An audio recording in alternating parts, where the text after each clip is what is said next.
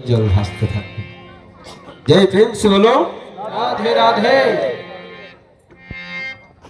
जय जय श्री राधे।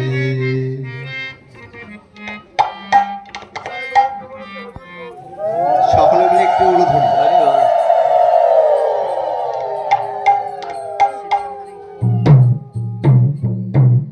जय निताई जय गौर हरि निताई गौर हरि बोल हरि बोल हरि बोल।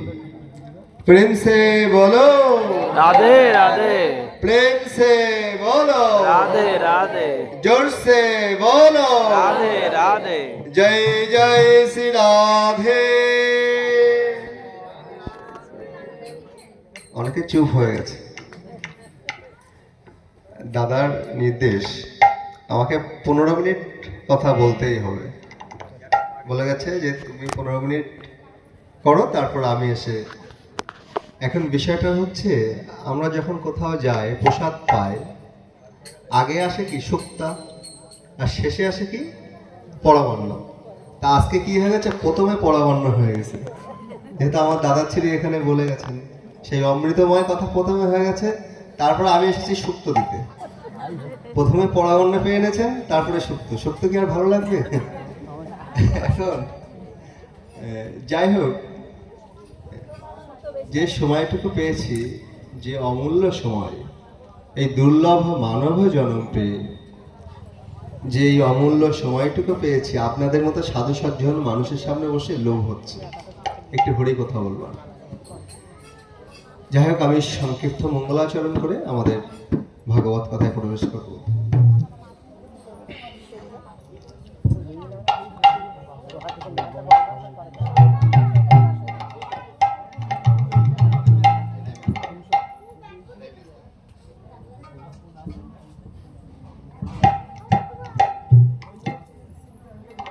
वन्देऽहं श्रीगुरुं श्रीयुतपदकमलं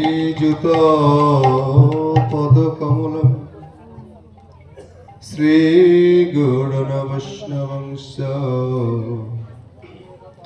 श्रीरूपं साग्रजातं सहगण रघुनाथ नितं तं सजीवम् सायद्वैतं सवधूतं परिजन सहितं कृष्ण चैतन्य देव श्री राधा कृष्ण पदं सहगण ललिता श्री विशाखान्वितं ॐ अज्ञानतिमिरन्धस्य ज्ञानञ्जनशलाकया चक्षुरुन्मीलितं येन तस्मै श्रीगुरवे नमो नमः। गुरु ब्रह्मा गुरु विष्णु गुरुदेवो महेश्वरम् गुरुदेव परं ब्रह्म तस्मै श्री गुरवे नमो नमः। नमो विन्दाय तुलसीदिव्यै प्रियाय केशवस्य च कृष्ण भक्तिपददेवी सत्यव्रतये नमो नमः। हरे जय श्री कृष्ण चैतन्य प्रभु नित्यानंद श्री अद्वैत गदाधर श्रीवासादि गौर भक्तवृंद। हरे कृष्ण कृष्ण कृष्ण हरे हरे, हरे राम राम राम हरे हरे। जय निताय जय गौर हरि जय श्री राधे। আজকের এই গৃহকর্তা কর্তৃক আয়োজিত যে মাঙ্গলিক অনুষ্ঠান, সেই মাঙ্গলিক অনুষ্ঠানের এই ব্যাস আসন গ্রহণ করার পূর্ব মুহূর্তে আমি আমার মদীয় দীক্ষাগুরু পিতৃদেব শ্রী রতন কৃষ্ণ দাস গোস্বামীর রাতুলের চরণে আভূমি দ্বন্দ্ববত পরিণতি গ্রহণ করছে। সেই সাথে সাথে আমার ভক্তিপথের পথদ্রষ্টা আমার যে দুই ভ্রাতাগণ রয়েছেন, আমার বড় দাদাশ্রী একটু আগে আমাদের সম্মুখে অমৃতময় ভাগবতীয় কথা আলোচনা রেখেছেন। শ্রী সঞ্জয় কৃষ্ণ দাস এবং শ্রী গোবিন্দ কৃষ্ণ দাস মহাশয়ের শ্রী রাতুল চরণে দ্বন্দ্ববট প্রণতি জ্ঞাপন করে এই মাঙ্গলিক অনুষ্ঠানের কিছু ভাগবতীয় কথা বলবার প্রয়াস করছি।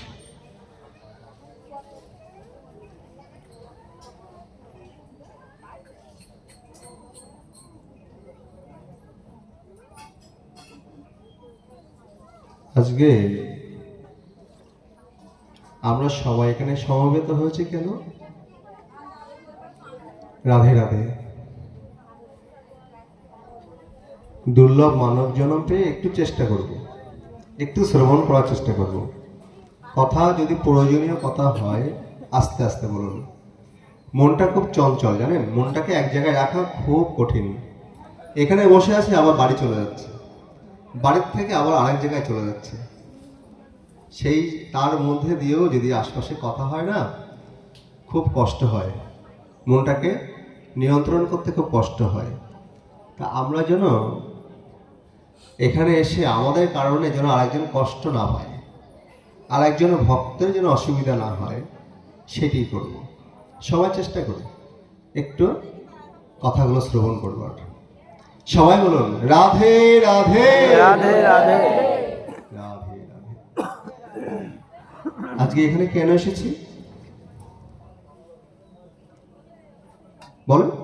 সহজ বিষয়তে কেন এসেছি না, আজকে এখানে দিলীপ কৃষ্ণ দাস মহাশয়ের পিতাশ্রী, যিনি ছিলেন আমাদের মাঝে কিন্তু আজ নাই, সেই প্রয়াত আত্মার মঙ্গল কামনার্থে, তাই তো আজকে যে ভাগবতীয় কথার আয়োজন করা হয়েছে, যে ভক্তগণের আগমন এখানে ঘটেছে, সেই ভক্তদের একটু পরে এখানে মহাপ্রভুর ভোগরাগ হবে, ভক্তরা প্রসাদ পাবে। দিলীপ দা অনেক কিছু আয়োজন করেছেন। কেন করেছেন? বাবার আত্ম শান্তি কল্যাণার্থে।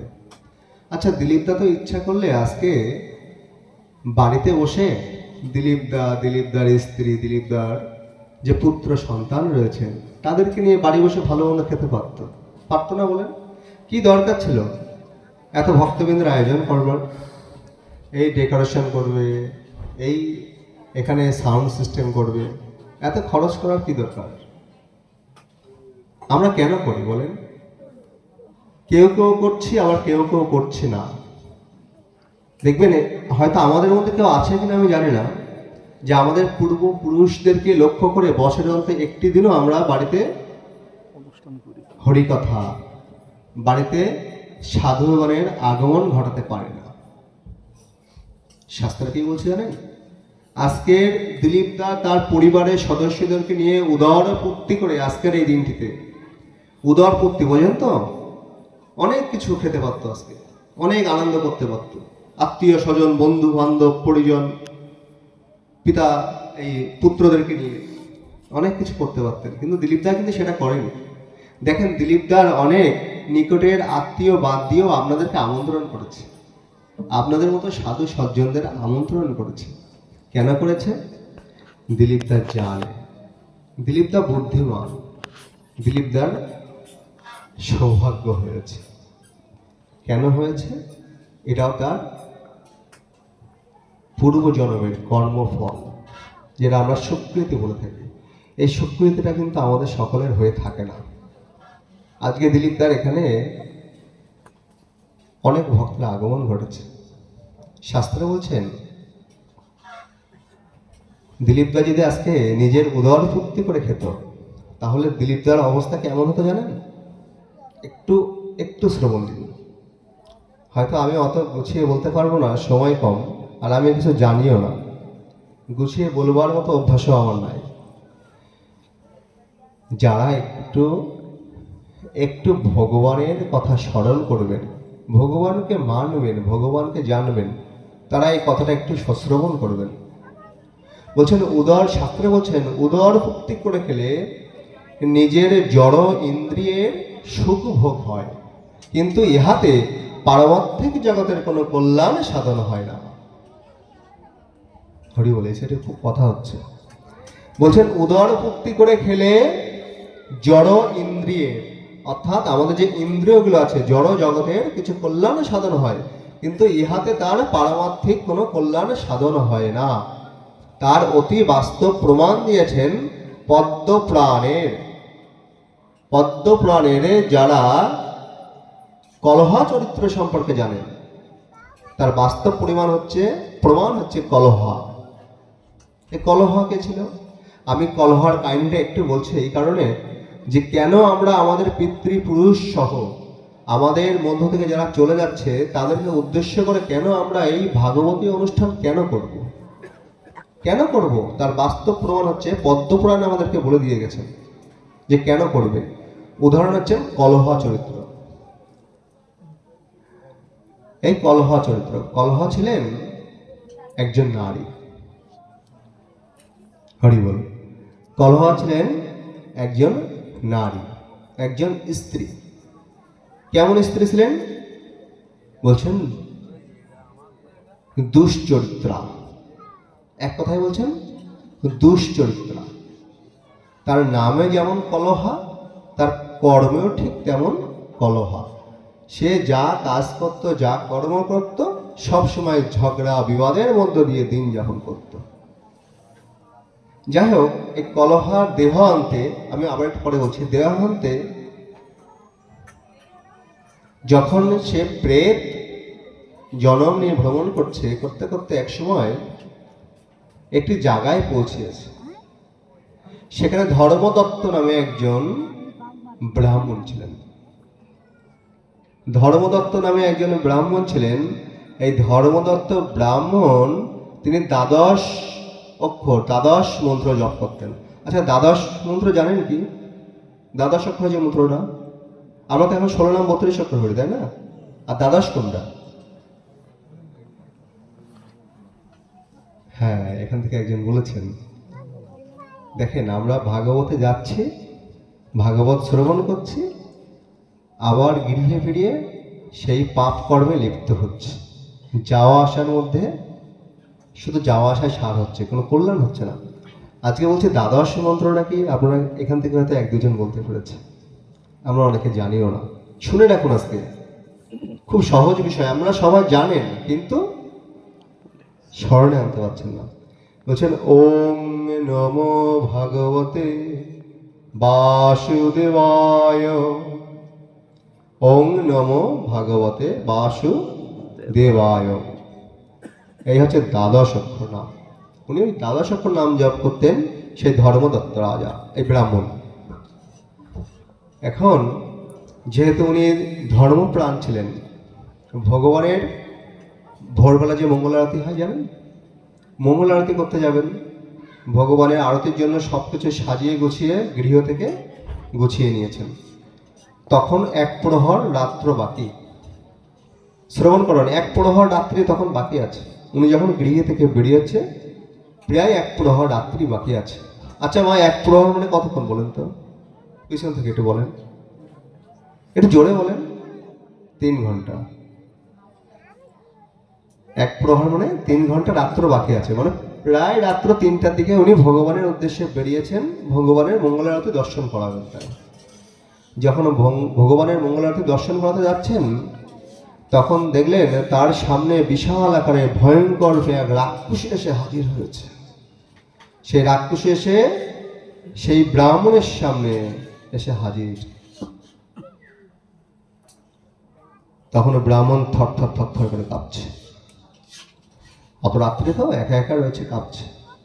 তারপরও ভগবানের নাম করে একটু সাহস সঞ্চার করলেন। সাহস সঞ্চার করে ভগবানকে, ওই যে জল শঙ্খ আছে না, জল শঙ্খের মধ্যে যে জল থাকে না, আমরা যে জলটা দিই, আমরা কিন্তু মন্ত্র ফুটো করে জলটা দিই। জল শঙ্খ স্থাপনেরও কিছু নিয়ম আছে। যেহেতু জল শঙ্খতে জল রয়েছে, তুলসী মিশ্রিত জল, তখন উনি ভগবানের নাম করে সেই জল শঙ্খ থেকে কিছু জল হাতে নিয়ে রাক্ষসের দিকে ছুঁড়ে মারলেন। আর বলছেন কে তুই রাক্ষসী, মানে মনে ভয় করছে কিন্তু বাস্তবে ভয়টা প্রকাশ করছে না।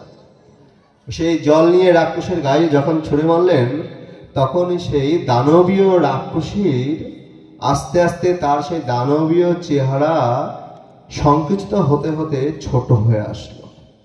যখন ছোট হতে হতে একটা মানুষের আকার ধারণ করলেন, মানুষের আকার ধারণ করার পরে ব্রাহ্মণ দেখছেন কে, বলছেন কে, বলছেন তুমি কে মা?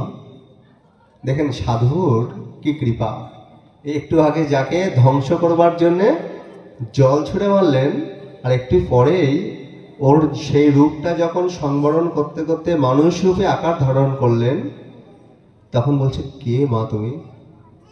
তখন সেই রাক্ষসী সাধুকে হাত জোর করে প্রণাম করে বলছেন, হে বাবা, বাবা আপনি আমাকে রক্ষা করুন বাবা। সাধু বলছেন তুমি এমন করছো কেন?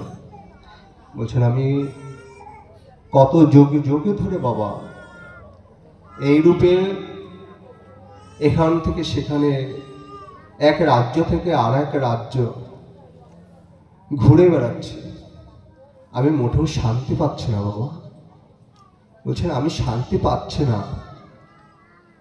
সাধু বললেন তুমি কে? বললেন বাবা আপনার ওই শঙ্খ থেকে যে তুলসী মিশ্রিত জল আপনি আমাকে দিলেন, এর পরে আমার পূর্বজন্মের কিছু কিছু কথা আমার মনে আসছে। হরি বল। বলছে আমার কিছু কিছু কথা মনে আসছে, আমি যতটুকু মনে আসছে ততটুকু শ্রবণ করাচ্ছি বাবা আপনাকে। তো বলছেন ঠিক আছে মা তুমি তাই বলো।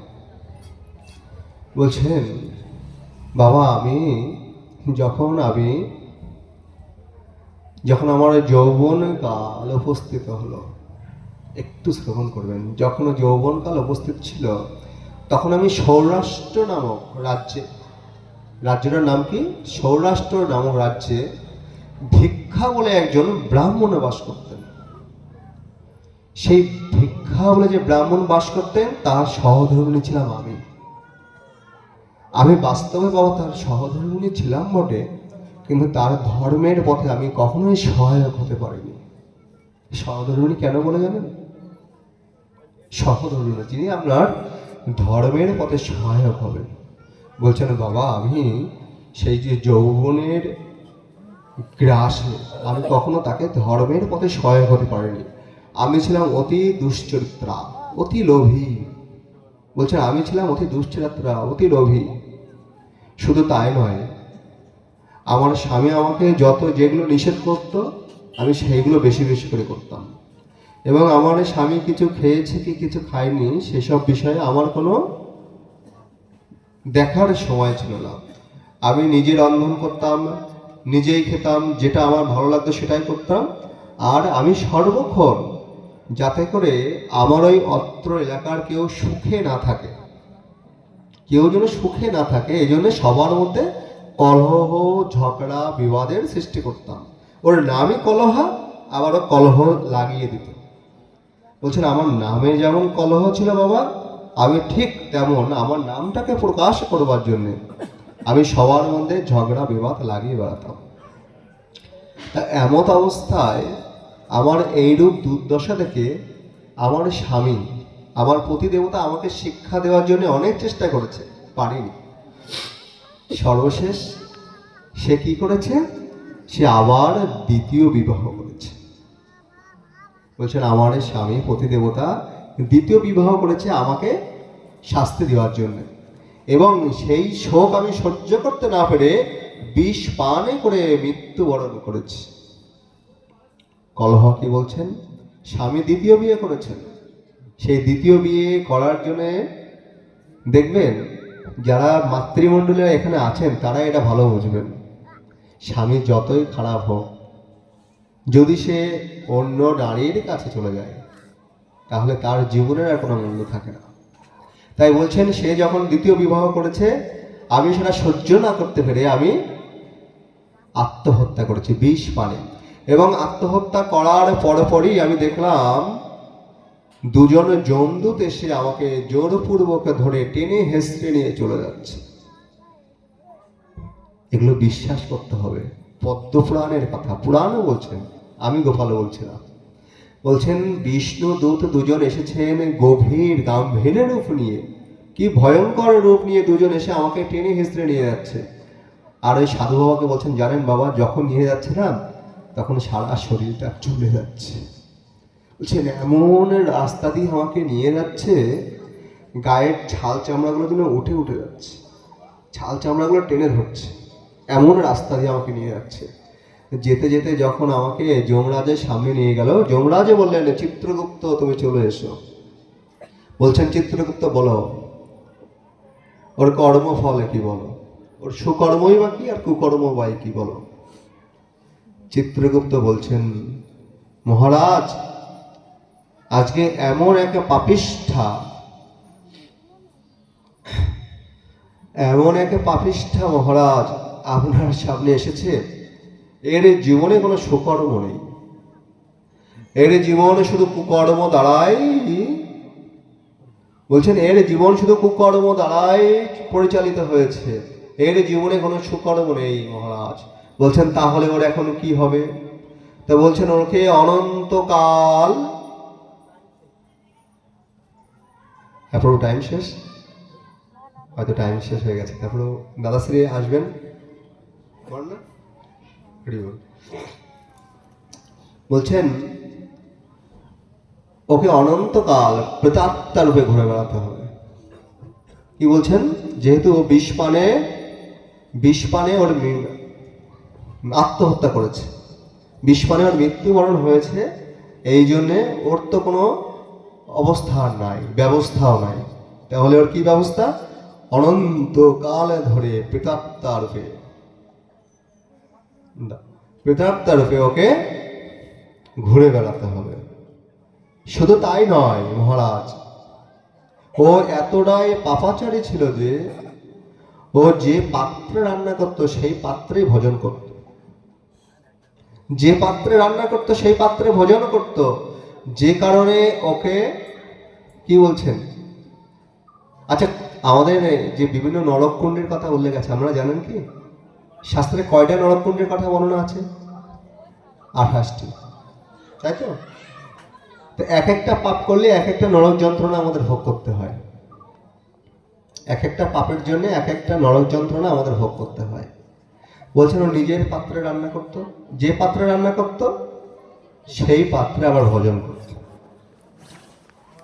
এই জন্যে ওকে বিড়ালের রূপে জন্মগ্রহণ করতে হবে এবং নিজ সন্তান ভক্ষণ করতে হবে, নিজ সন্তানের হত্যার দায়ে ওকে আবারও নিতে হবে। দেখবেন অনেক বিড়াল আছে নিজের বাচ্চা কিন্তু নিজে খায়, দেখেছেন কি? তা বলছেন মহারাজ ও অনন্তকাল ধরে প্রেতাত্মা রূপে, প্রেত রূপে ভ্রমণ করতে করতে একটা সময় এসে ওকে এই বিড়াল রূপে জন্মগ্রহণ করতে হবে এবং সেই বিড়াল রূপে জন্মগ্রহণ করে ও আবার ওর নিজের সন্তানকে ভক্ষণ করবে, নিজের সন্তানকে ওকে ভক্ষণ করতে হবে। তারপরে কি বলছেন? ও যে খাবারটা গ্রহণ করত সেই খাবারটা ছিল অখাদ্য, কুখাদ্য। বলছেন এই অখাদ্য কুখাদ্য গ্রহণ করবার জন্য ওকে আবার বাদুড় রূপে জন্মগ্রহণ করতে হবে। তারপরে কি বলছেন? ওকে বাদুড় রূপে জন্মগ্রহণ করতে হবে, কারণ বাদুড় কিন্তু নিজের বিষ্ঠা নিজে গ্রহণ করে থাকেন, জানেন কি এটা? নিজের বিষ্ঠা নিজে গ্রহণ করে থাকে। এরপরে কি বলছেন? ওকে আরেকটি পাপের কারণে শূকর রূপে জন্মগ্রহণ করতে হবে। ওকে এই প্রেত জনি ভ্রমণ করতে হবে, করতে করতে করতে করতে এক সময় এই 3 জনিতে ও আবার আসবে, আবার এখান থেকে এই 3টে জনি শেষ হয়ে গেলে আবার প্রেত জনিতে চলে যাবে। এইভাবে ও চলতে থাকবে, এর কোনো সমাধান নাই। কারণ আমরা জানি যে আত্মহত্যা যারা করে তাদের কোনো গতি হয় না, যেহেতু আত্মহত্যা করেছে ওর তো গতি নাই। এখন এইভাবে যখন 500 বছর অতিবাহিত হয়ে গেল, শাস্ত্রে বলছেন পদ্মপুরাণ অনুযায়ী 500 বছর যখন পূর্ণ হয়ে গেল, অনেক বড় ঘটনা, আমি কিন্তু অনেক সংক্ষেপে বলছি, বললে তো 4-5 ঘন্টা লাগবে, হয়তো 10-15 মিনিট সময় পাবো। আর বলছেন যে ওর 500 বছর যখন পূর্ণ হয়ে গেল, 500 বছর পূর্ণ হওয়ার পরে ও কোনো একটা দিন সেই ধর্মদত্ত ব্রাহ্মণের সঙ্গ পেলেন। ওই যে নারী বলছেন, বাবা 500 বছর আমার পূর্ণ হয়ে গেছে, এই 500 বছর পরে আপনার দর্শন পেলাম আজ। এই আপনার দর্শন পেয়ে আপনি যে তুলসী মিশ্রিত জল আমাকে নিক্ষেপ করলেন, নিক্ষেপ করার ফলে আমি আবার সেই রাক্ষস জনম থেকে নিস্তার পেয়ে এই মানব জন্মের রূপান্তরিত হতে পেরেছে। তখন ভক্তিপূর্ণভাবে সেই ব্রাহ্মণকে প্রণতি করে বলছেন, বাবা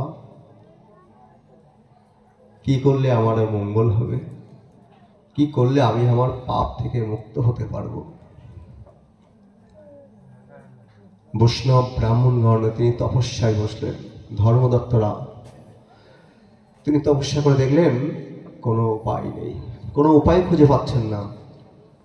উঠে বললেন, মা মা তোমার তো এখন প্রেত জনম তুমি পার করছো। বলছেন, জানো মা, ধর্ম করলে, দান করলে, ব্রত আদি বিভিন্ন ব্রত আদি পালন করলে পুণ্য ফল হয়। এই পুণ্য ফলের মাধ্যমে মানুষ তার পাপ কর্মকে লাঘব করে সে উদ্ধার হতে পারে, কিন্তু তোমার তো প্রেত জন্ম করছে, তুমি তো এগুলো কিছুই করতে পারবে না।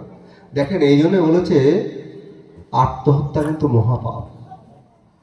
বলেছে আত্মহত্যা মহাপাপ। কেন বলেছে?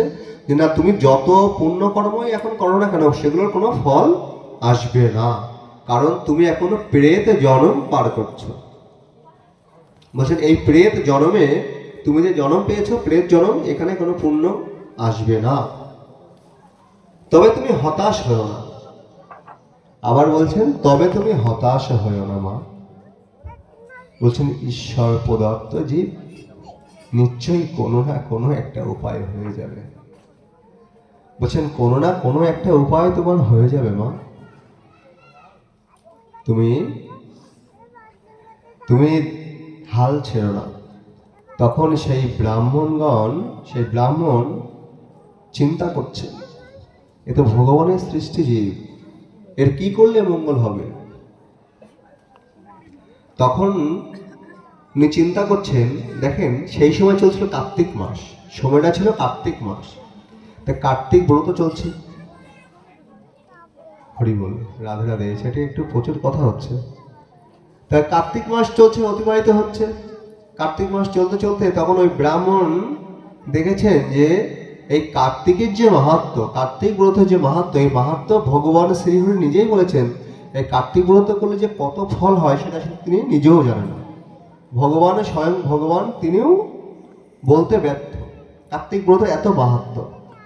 যখন ব্রাহ্মণের মাথায় এই জিনিসটা চলে আসলো যে কার্তিক মাস চলছে, আমি তো ব্রতাদি পালন করছি, তখন তিনি সেই দ্বাদশ মন্ত্র জপ করে ওং নমো ভগবতে বাসুদেবায়, এই মন্ত্রটি জপ করে সেই শঙ্খ থেকে আবারও কিছু জল নিয়ে ওর গায়ে দিলেন।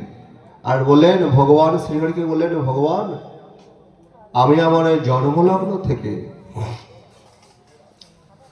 দাদাকে চলে আসতে বলছেন ভগবানকে, বলছেন ভগবান আমি আমার জন্মলগ্ন থেকে, আমি আমার জ্ঞানবুদ্ধি হওয়া থেকে অতি পবিত্রতার সাথে এই কার্তিক ব্রত, এই দামোদর ব্রত পালন করছি।